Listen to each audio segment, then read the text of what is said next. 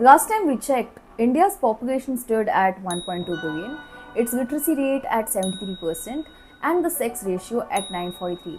All these figures are 15 years old. So, where does India stand today?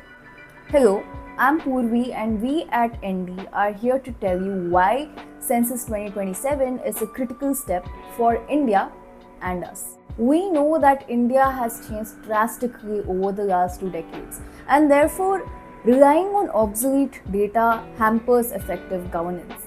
So, the Census 2027 is not just some socio-economic demographic exercise, but it is an intrinsic citizen exercise that will impact various public and private stakeholders. Let's get into a little bit of that though. Firstly, the census will impact government and governance at all three levels, be it your national, state, or local levels.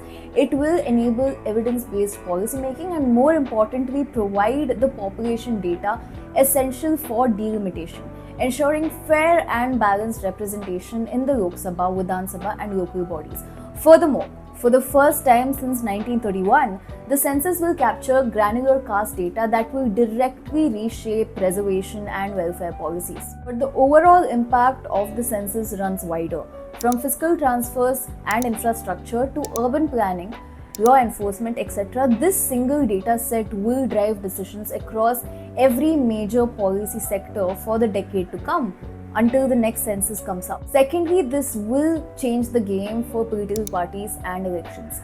How parties campaign, who they target, what they promise in rallies, and how they try winning over new vote groups, all of it will be recalibrated around the newest picture of who India is and what it needs. Seems like census could be a good way to ruffle political feathers and inject life into political competitions. Thirdly, census data holds immense value for private stakeholders, including small businesses, industrialists, scholars, researchers, think tanks, etc.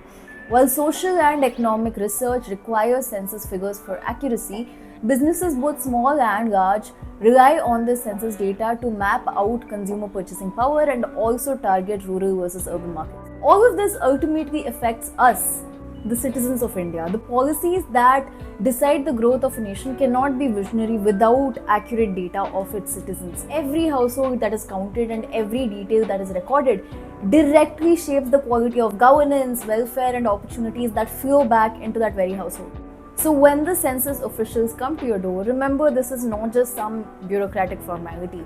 This is an opportunity to be seen, to be counted, and to ensure that the India of tomorrow is built on the actual data.